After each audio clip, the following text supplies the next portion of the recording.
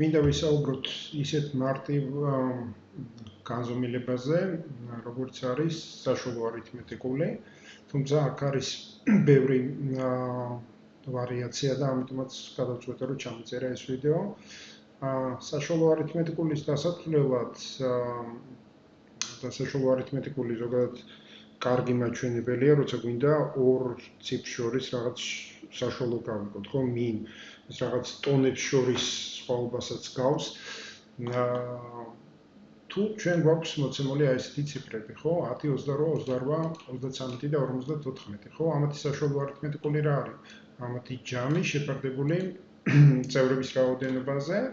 ამას ყველაფერს აკეთებს ფუნქცია average და აი აქ ვიანგარიშეთ average-ის ფუნქცია. საშუალო არითმეტიკული კარგად მოქმედებს, როდესაც მონაცემების გაბნება დიდი არ არის, ანუ მინიმალურ და ვთქვათ აუთლიერები არ აქვს, ხო, რადიკალურად განსხვავებული მონაცემი არ აქვს. ეხლა აი აქ შემთხვევაში გამოვიდა, რომ ამ მონაცემების საშუალო არის დაახლოებით 30.6, მაგრამ თუ ჩვენ აქ შევცვლით პარამეტრს, ხო, 54-ის მაგივრად დავუშვათ, გვექნება 200. თქვენ ხედავთ, რომ აი აქ ეხლა ჩვენი საშუალო არითმეტიკული საკმაოდ გადაიხარა და დიდ განსხვავებას გვაძლევს, ხო? ანუ ამ ციფრების საშუალო არითმეტიკული, რომ უბრალოდ საშუალო რომ არის 59, ალბათ ნამდვილად ვთქვათ, ძნელად დასაჯერებელია, ხო? ამიტომ ჩვენ ალბათ კარგი იქნება თუ სხვა პარამეტრებსაც განვიხილავთ და სხვა მეთოდებსაც განვიხილავთ, რომ გამოვიჭიროთ დავუშვათ ეს გადახრები, ამ გადახრებს აუთლიერებს ეძახიან და ამაზე მოგვიანებით შეიძლება გქონდეს საუბარი. მოკლედ ვნახოთ, როგორ შეიძლება მსგავსი პარამეტრების გაზომვა კიდე დამატებით. ერთ-ერთი პარამეტრი, რომლითაც შეგვიძლია შევაფასოთ ჩვენი მონაცემები, ეს არის მედიანი. მედიანი არის შუა წერტილი მონაცემების და ეს შუა წერტილი გარკვეულად გვეხმარება ხოლმე, რომ ვიპოვოთ რეალური ნამდვილი შუა სიდიდე. აი ამ შემთხვევაში ეხლა მაგალითად, ხო, აი ესეთი кейსი არის მოცემული, რომ გასართობ ცენტრში უნდათ რომ რაღაც ღონისძიება მოაწყონ. 6 ბავშვი არის აქედან 13 წლის, მიიღებს მონაწილეობას და 5 არის 1 წლის.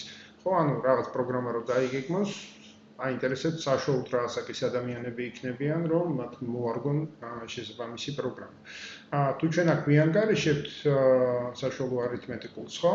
აქ რაც არის დაანგარიშები, average გამოდის 7.5 წელი, ხო? ალბათ ეს ცოტა არასამართლიანი იქნება, იმიტომ რომ 13 წლის, როგორც ხედავთ, 13 არის აქ უმეტესობა, 6 ბავშვი არის 13 წლის და მათთვის 7 წლიანი პროგრამის შეთავაზება არ იქნება ადეკვატური და შესაბამისად 1 წლიანი ბავშვებისთვისაც არ იქნება ეს პროგრამა ადეკვატური. როგორ პოულობენ მინს, უნდა მოხდეს თქვენი მონაცემების სორტირება, მე ახლა აქ data-დან გავაკეთებ ამ სორტირებას. ესე გავაკეთოთ და თქვენ ხედავთ, რომ ეხლა მოხდა დალაგება ზრდადობის მიხედვით, პრინციპში არა აქვს ამას მნიშვნელობა, ზრდადობით იქნება თუ კლებადობით დალაგებული, უნდა ვიპოვოთ შუა წერტილი. ამ შემთხვევაში შუა წერტილი არის აი ეს და მომნიშნავ კიდევაც, რომ ვთქვათ დავიმახსოვროთ, ხო, ანუ ამის ქვევით არის რამდენი 5 ციფრი განლაგებული, ამის ქვევითაც არის 5 ციფრი განლაგებული, ხო? და ამ შემთხვევაში ფუნქციის სახელი, რომელსაც ჩვენ გამოვიყენებთ, ქვია ესე მედიანი. მედიანი აი აქედან არის ნაპოვნი და თქვენ როგორც ხედავთ, უკვე ეს არის 13, ხო? ანუ ამ დაბადების დღის ცენტრმა ამ შემთხვევაში სწორება ალბათ უნდა აიღოს სწორედ 13 წლის ბავშვებზე, რადგან ისინი უფრო მეტად არიან წარმოდგენილები. ეხლა რაც შეეხება შემდეგ პარამეტრს, როგორიც არის weighted mean. Weighted mean-ის შემთხვევაში, აი წინა მაგალითს თუ დავუბრუნდებით, აი აქ რაც ჰქონდა განხილული, ხო? ანუ თუ შევხედავთ, აქ არის ერთი წევრი არის 10, მეორე წევრი 28, 28, ორჯერ არის გამეორებული, შემდეგ აქვს 33. თუ ჩვენ ამას ვთქვათ შევკრებთ, დავაჯგუფებთ, მივიღებთ რომ 10-იანი არის ერთი წევრი, 28 არის ორი წევრი, 33 1 და 54-იც 1. ამ შემთხვევაში ჩვენ შეგვიძლია გამოვიანგარიშოთ ეს ვთქვათ, ამათი შეწონილი საშუალო, ხო? შეწონილი საშუალოს შემთხვევაში რა დაგჭირდება 10 უნდა გავამправლოთ 1-ზე, მერე 28 უნდა გავამправლოთ 2-ზე და ესე შემდეგ და ესე შემდეგ, ხო? და მერე გავყოთ წევრების რაოდენობაზე, ხო? ამ წონების რაოდენობაზე. მე აქ გამოვიყენე, არ ვიცი ხა ეს ხელით გავაკეთო თუ არა, მაგრამ ყოველ შემთხვევაში თუ ჩვეულებრივი გამრავლებით გავაკეთებთ, ეს იქნება ეს გამრავლებული ამაზე, და გავავრცელებ ამას. ამათი ჯამი უნდა ვიპოვოთ, აქ ცალკე ვიპოვი. ტოლია. ინგლისურად გავწერ. ამათი ჯამი ვიპოვეთ, ხო? და ეს უნდა გავყოთ წევრების რაოდენობაზე. ამ შემთხვევაში წევრების რაოდენობა არის, აი აქ ვიპოვით, ტოლია 3. ამოჭრების, ხო?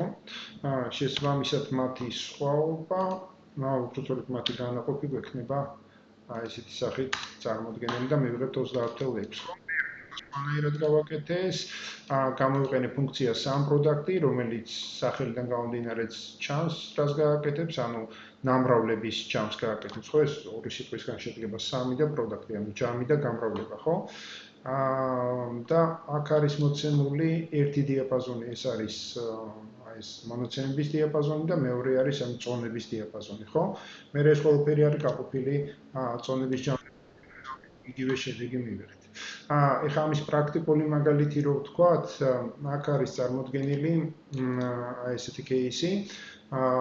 დავუშვათ ჩვენ გვინდა ორი ფოტოაპარატის შევადაროთ ერთმანეთს და ამ ფოტოაპარატების შერჩევის დროს ავირჩიეთ რაღაც გარკვეული კრიტერიუმები, ხო? დავუშვათ, ვთქვათ, სურათის ხარისხს მივანიჭებთ 50%, ნუ ყიდვის პროცესში, ხო?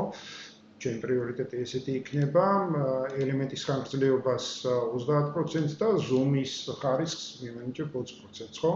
ორი ფირმა არის წარმოდგენილი, აქ განზრახარი სახელები დამახინჯებული, ალბათ Sony და Canon-ი უნდა ვიგულისხმოთ, ხო? და როდესაც ამ ეს ვთქვათ ფოტოაპარატების დახასიათებები ვნახეთ, ხო?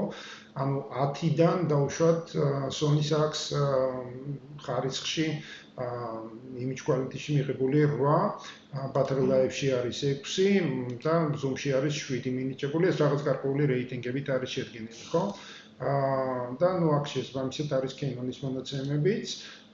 თუ ჩვენ იგივე პრინციპს გამოვიყენებთ, აი აქ SumProduct-ის მეშვეობით, თქვენ ხედავთ, რომ ანუ წონა გამრავლებული შესაბამის რეიტინგზე და ამ შემთხვევაში მივიღეთ, რომ Sony დაიმსახურა 7.2 კულა და Canon-მა დაიმსახურა 6.9 კულა, ხო? ანუ აი ამ რეიტინგების მიხედვით, ნუ ჯობია რომ ალბათ Sony-ის ფოტოაპარატი შევიძინოთ. კარგით, შემდეგი, რაზეც მინდა რომ ვისაუბრო, ეს არის categorical mean, როცა კატეგორიებზეა საუბარი. ამ შემთხვევაში ტექსტის სახით არის მოცემული, დავუშვათ რაღაც ჯგუფი არის განხილული, სადაც არიან ქალბატონები და ბატონები. შეგვიძლია ეს ციფრულად გამოსახოთ 0-იანი და 1-იანი სახით, დავუშვათ მამაკაცი არის 0, კალი არის 1. და აი ამ ეს ვთქვათ ციფრული გარდაქმნის მეშვეობით შეგვიძლია უკვე მოვახდინოთ მათი ვთქვათ მათი შეჯამება, ხო? შეჯამება და ვთქვათ რაღაც სტატისტიკური ანალიზი. აი ამ შემთხვევაში თუ ჩვენ გვინდა გაინტერესებს დავუშვათ რა ნაწილი არის აი ამ ჯგუფში ქალებისა, შესაბამისად ამის average იქნება უკვე აქ მოცემული და ნუ ხედავთ 66% არის აქ წარმოდგენილი, ხო? აქაც იგივე არის გაკეთებული, ხო? პრინციპში ესეთი სახით შეგვიძლია ვიანგარიშოთ. შემდეგი პარამეტრი ეს არის გეომეტრიული საშუალო, რაც წარმოადგენს გეომეტრიული საშუალო, მე მგონი აი ამ სურათით რო ახსნა ჯობია, ჯერ ამით დავიწყებ. თქვენ ხედავთ, რომ აი აქ არის მოცემული მართკუთხედი, მართკუთხედის ერთი გვერდი არის, ხო, გეომეტრიული რატომ? იმიტომ რომ რაღაც გეომეტრიულ ფიგურებს უკავშირდება და ნუ ამ შემთხვევაში გამიხსენებთ, ხო?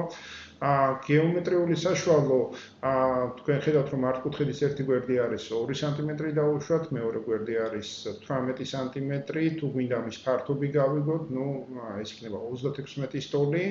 და თუ ჩვენ ამ 36-ს წარმოვიდგენთ როგორც კვადრატს, ხო, ანუ ეს იქნება 6 გამრავლებული 6, ხო?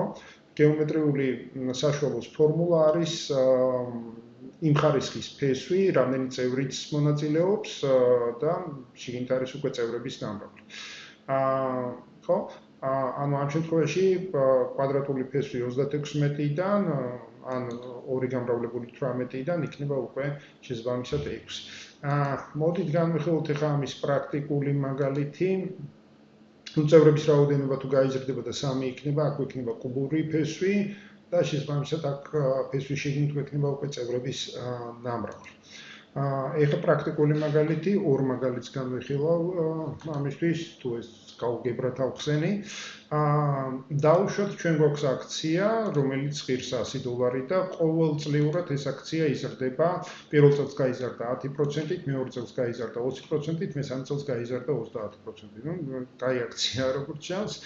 ნახოთ, როგორი არის, ხო, ეს არის ზრდის პროცენტები მოცემული საწყისიდან, ხო, ანუ პირველ წელს გვექნება $100, მეორე წელს გვექნება შესაბამისად 20%-იანი ზრდა უკვე 100-დან და ეს არის 132 და ეს შემდეგ ეს არის დაანგარიშები აქ.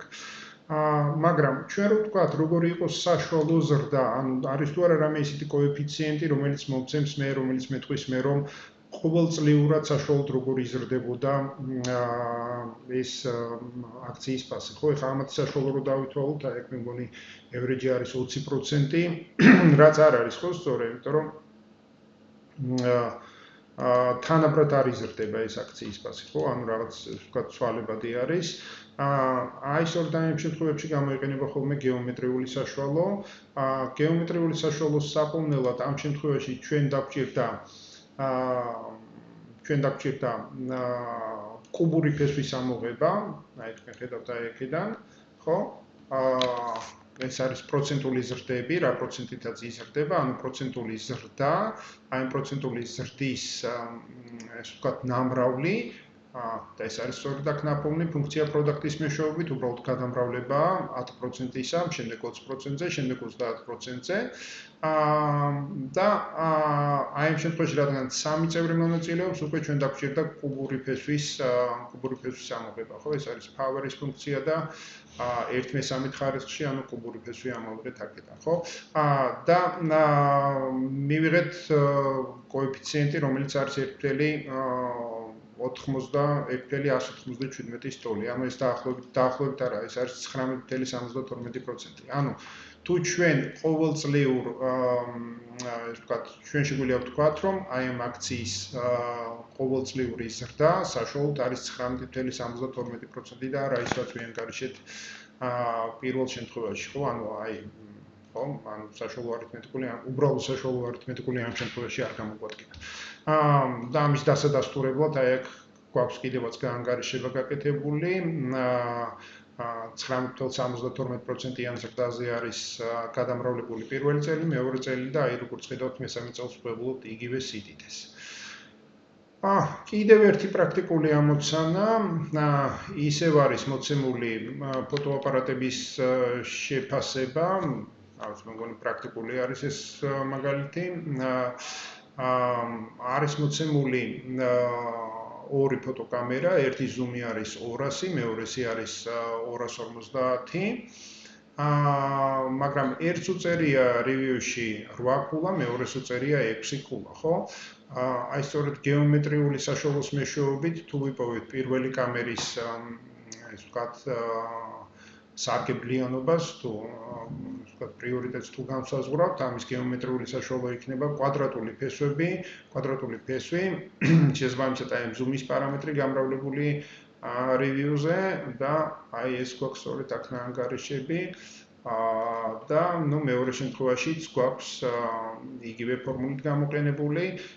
დასკვნა აქედან რა შეგვიძლია გავაკეთოთ? ნუ იქიდან გამომდინარე, რომ ყოველ შემთხვევაში ამ კამერის ზუმი არის უფრო მაღალი, მაგრამ რაღაც გარკვეული მოსაზრებებით შეფასებები აი ამ კამერისა არის 6 ქულა, ამიტომ ამან რა თქმა უნდა იქონია თავისი გავლენა და ნუ რეკომენდებული იქნება რომ შევძინოთ ალბათ ეს კამერა, ხო? ნუ ყოველ შემთხვევაში გეომეტრიულმა საშუალომ ესე გვიჩვენა რომ აქ არის კოეფიციენტი 40 და აქ არის 38.72. კარგით. შემდეგი მაგალითი ეს უკვე ჰარმონიული საშუალო რას წარმოადგენს. რო განვიხილოთ ესეთი მაგალითი. დაუშვათ ხო აი პრინციპში წერია კიდევაც ტექსტი და შეგიძლიათ გაიცნოთ. მაგრამ მე მაინც მოგიყვებით, დაუშვათ ჩვენ ვიარეთ სამსახურიდან სახლამდე 60 კმ/სთ სიჩქარით, ხოლო სახლიდან სამსახურამდე 20 კმ/სთ სიჩქარით, ხო? თუ ამის საშუალოს ვიპოვით, ნუ გამოვა რომ 40 კმ/სთ სიჩქარით გვევლია, ხო? მაგრამ 40 კმ/სთ-ით რო გვევლო ერთ შემთხვევაში ალბათ უფრო ვთქვათ დიდ იმას მოვანდომებდით, დიდ დროს მოვანდომებდით და კიდე ალბათ უფრო რა ვიცი აქ გაცილებით ჩქარა თუ ვილიდით, ნუ შეიძლება უფრო სახლსაც გავცდომოდით და შორს წავსულიყავით, ხო? კარგით. ეხლა ვიანგარიშოთ ეს ყველაფერი უკვე ჰარმონიული საშუალოს მეშვეობით. ჰარმონიული საშუალოს დავუშვათ მანძილის სახლიდან სამსახურამდე არის 12 კილომეტრი. თუ ჩვენ ერთი გზა ვიმგზავრეთ 60 კმ/სთ სიჩქარით, მაშინ ამ მანძილის დაფარვას მოვანდომებდით 0.2 საათი, თუ ხოლო სახლიდან სამსახურიდან სახლამდე არ აქვს მნიშვნელობა 0.6 საათი, ხო? მთლიანი მანძილი არის ჩვენ შემთხვევაში 24 კილომეტრი, რაც გვაქვს დასაფარი, ჩვენი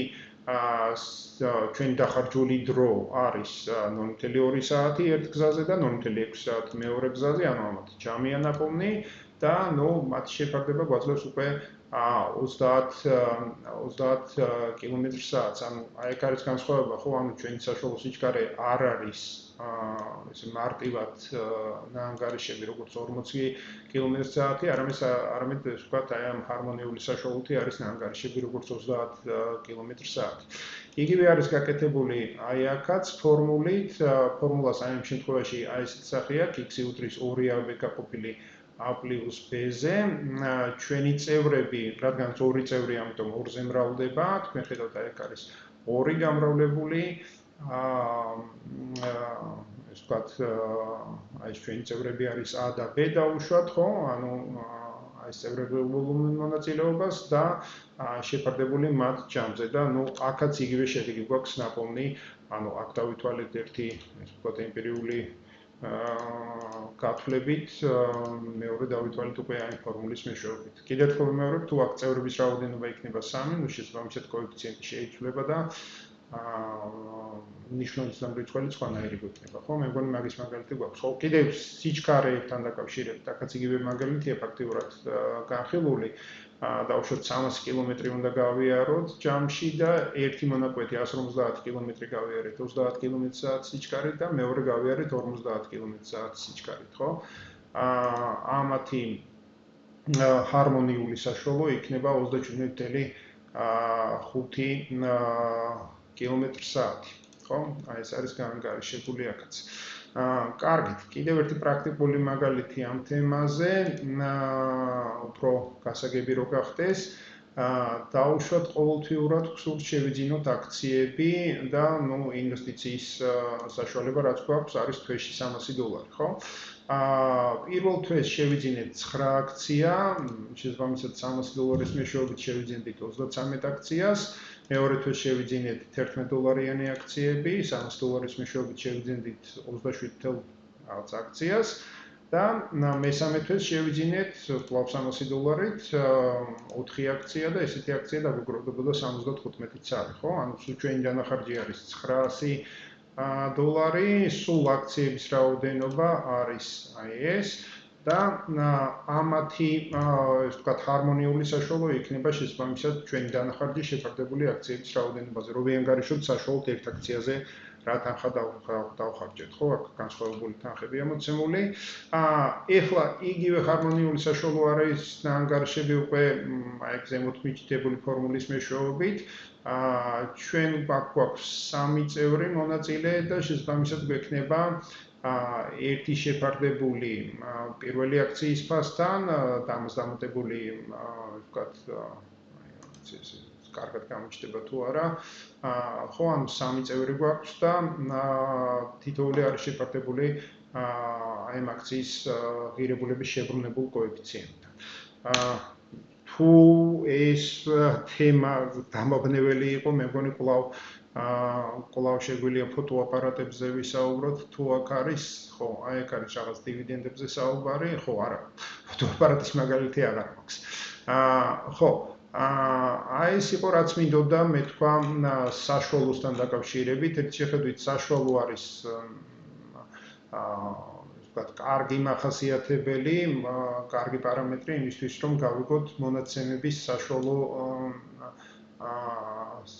არითმეტიკული მონაცემების განაწილების საშუალო სიდიდე, როგორ არის ჩვენი მონაცემები განაწილებული, ეს გრაფიკულად შეგვიძლია ესე ვთქვათ ავსახოთ, ხო? აი დაახლოებით აი ესეთი განაწილება არის, პრინციპში ნორმალურად ჩანს მე მგონი, მაგრამ როგორც კი ეს მონაცემები შეიძლება ხოლმე, ხო? აი 500 რო ჩავწეროთ, თქვენ ხედავთ აი როგორი ესეთი აუთლეერი გვაქვს და ჩვენი საშუალო არითმეტიკულიც დაირღვა, ხო? ანუ ეხლა აქ მივიღეთ რომ საშუალო არის 119. ხო, მეორე რაზეც ვისაუბრეთ, ეს არის შეწონილი საშუალო. კატეგორიებისთან მიმართებაში შეგვიძლია განვიხილოთ, კატეგორიები ციფრებად უნდა გარდავრქმნათ ამ შემთხვევაში. ორი კატეგორია გვქონდა წარმოდგენილი, გეომეტრიული საშუალო, ხო? და ჰარმონიული საშუალო. ხო, აი ეს არის თითქოს ერთ შეხედვით უბრალოდ აი average-ზე და mean-ზე თუ ვისაუბრებთ, თლათ მარტივად არ ყოფილა საქმე და თავისი რაღაც ნიუანსები ქონია. მადლობა.